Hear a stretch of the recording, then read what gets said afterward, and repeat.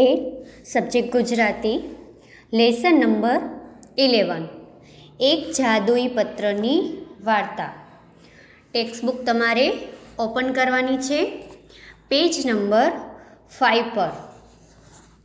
સાહિત્ય પ્રકાર છે હાસ્યકથા। લેખક છે રતિલાલ બોરીસાગર। જન્મ 31/8/1929। લેખક પરિચય મેળવીએ તો રતિલાલ બોરીસાગર અમરેલી જિલ્લાના સાવરકુંડલાના વતની છે અને હાલ અમદાવાદ રહે છે। તેઓ ગુજરાત રાજ્ય શાળા પાઠ્યપુસ્તક મંડળ ગાંધીનગરમાં નાયબ નિયામક રહી ચૂક્યા છે।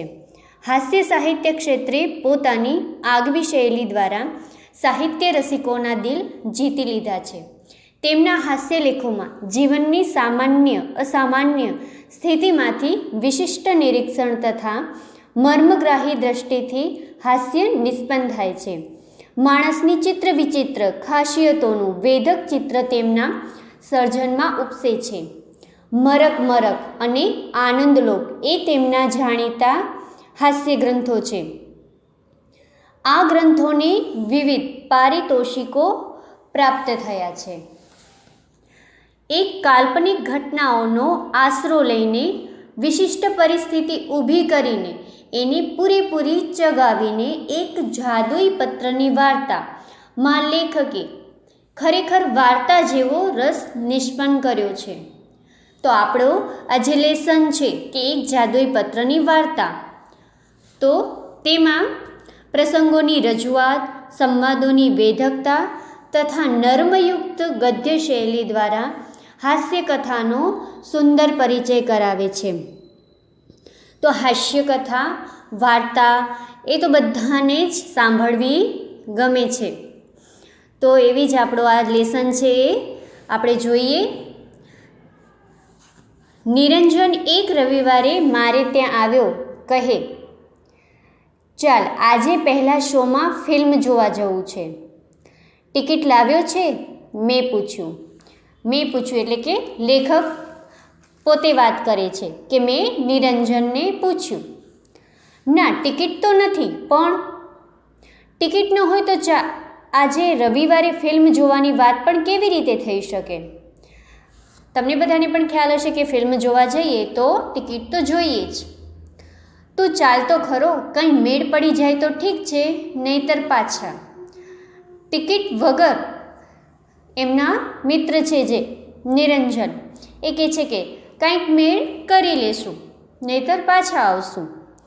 થિયેટર કંઈ બહુ દૂર ન હતું ને ઘેર ખાસ કંઈ કામ ન હતું એટલે હું એની સાથે નીકળ્યો, પણ થિયેટર પર હાઉસફુલનું પાટિયું ઝૂલતું હતું।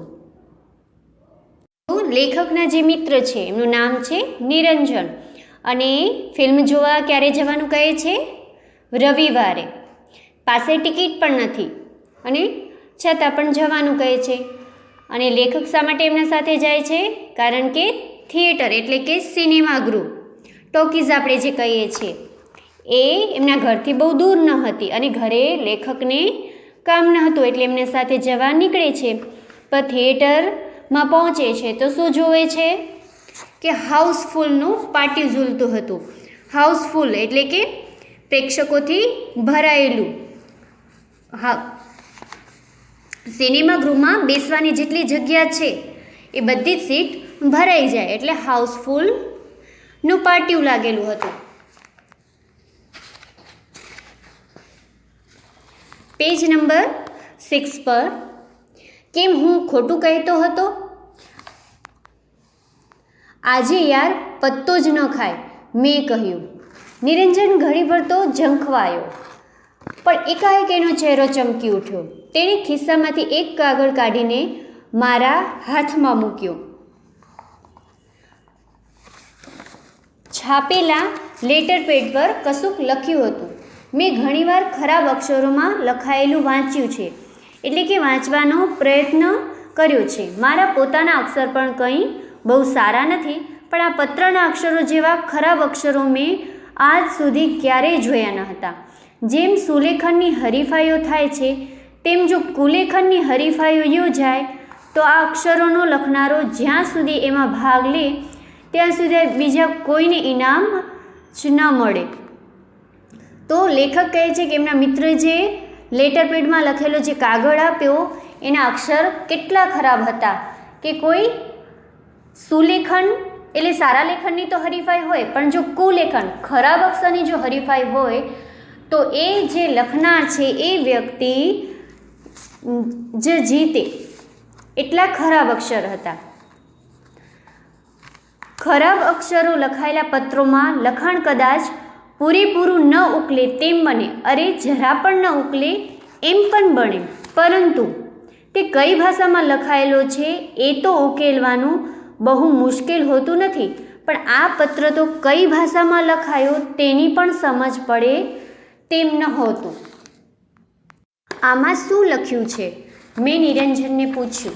લેખક પૂછે છે એમના મિત્રને, કારણ કે એ પત્રમાં જે લખેલી હતી એની ભાષા પણ કોઈને કઈ ભાષામાં લખાયેલો છે એ પણ સમજ પડે એમ નહોતું. એટલે લેખક પૂછે છે કે આમાં શું લખ્યું છે, એની તો મને પણ સમજ પડતી નથી. એમના મિત્ર કહે છે નિરંજન, પણ આ મારા એક દૂરના કાકાનો લખેલો પત્ર છે. તો આ પત્ર કોનો છે? જે પત્ર વિશે આપણે આટલું જોયું કે એના અક્ષર કેટલા ખરાબ છે અને એની ભાષા પણ સમજમાં આવે એમ નથી. તો એ પત્ર કોણે લખ્યો છે? લેખકના જે મિત્ર છે નિરંજન, એમના દૂરના કાકાએ લખેલો પત્ર છે. મારા કાકા પોતે પણ એમણે એકવાર લખેલું લખાણ ફરી વાંચે છે ત્યારે પૂરું ઉકેલી શકતા નથી.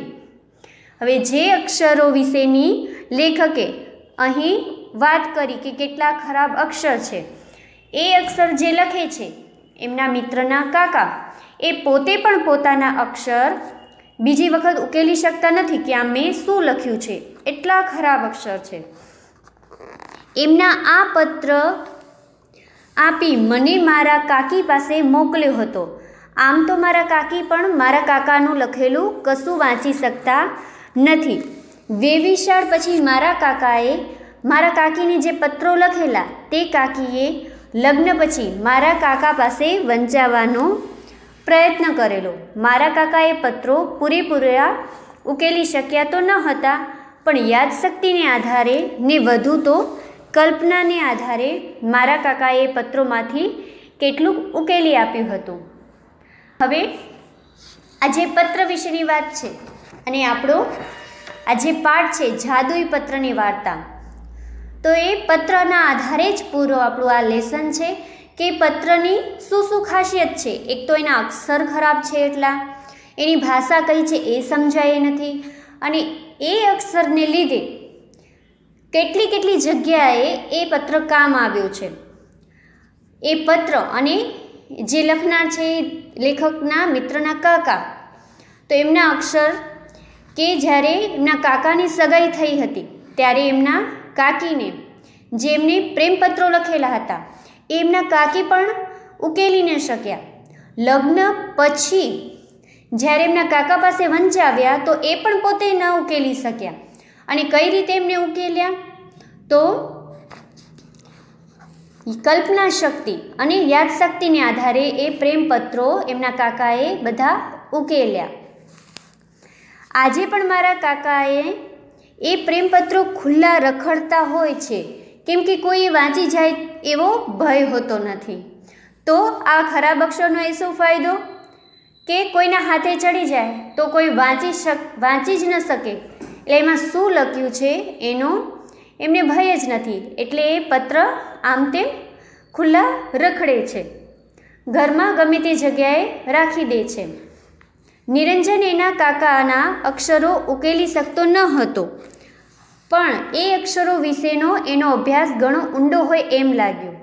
નિરંજન થોડીવાર માટે અટક્યો. એનો લાભ લઈને હું બોલ્યો, હા, પણ તેનું અહીં શું છે? ફિલ્મ ન જોવાય એટલે શું આ પત્ર ઉકેલવામાં 3 કલાક ગાળવા છે?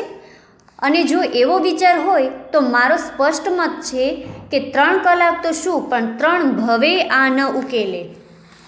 લેખક કહે છે કે આ પત્રનું અહીં શું કામ છે? આપણે તો ફિલ્મ જોવા માટે આવ્યા છે. હવે તારો એવો વિચાર છે કે 3 કલાક આપણે આ પત્રને ઉકેલીએ?